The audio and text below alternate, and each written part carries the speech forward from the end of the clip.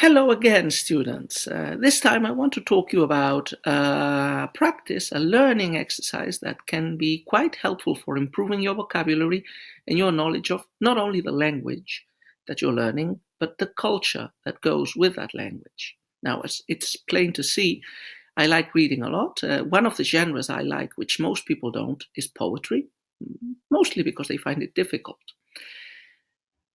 Reading poetry can greatly enhance your learning process of English. Poetry is an aesthetic and intensified use of everyday language, which means through reading a poem, you can check good vocabulary, good synonyms.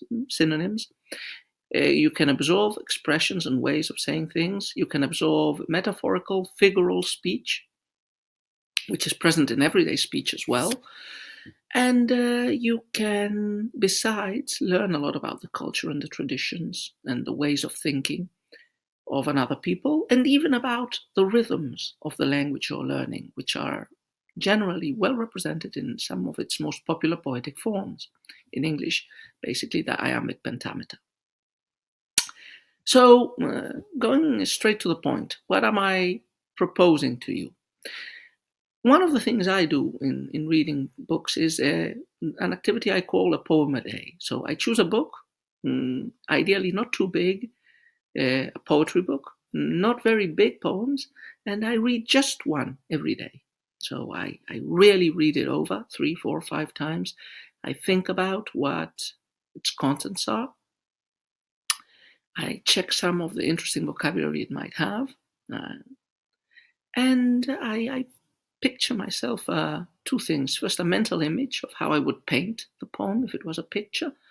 And I also try to, elaborate my own interpretation of the poem, which might not be the best or the intended by the author, but is one that I find helpful in making the poem something personally useful to me. So we're going to begin this practice, or at least I am going to begin sharing it with you. You could do it, doesn't have to be a poem a day, it could be a poem a week, a poem a month. And I'm going to start with this book that I have here.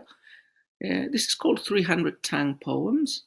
It's an anthology from the 18th century of classical Chinese poetry. The poems it includes in the anthology are from much earlier, 1,000 years almost, from the Tang Dynasty, which lasted from 618 to 904 and was a period of great political, economic, and cultural splendor for China. In fact, if you know any Chinese poets at all, they are probably from the Tang Dynasty. It's Li Bai or Du Fu. I've already started the book, but I will be reading for you in the next installment of this video, the first of the poems, and I will be giving you my interpretation of its symbols and of its general meaning. So, see you in a minute.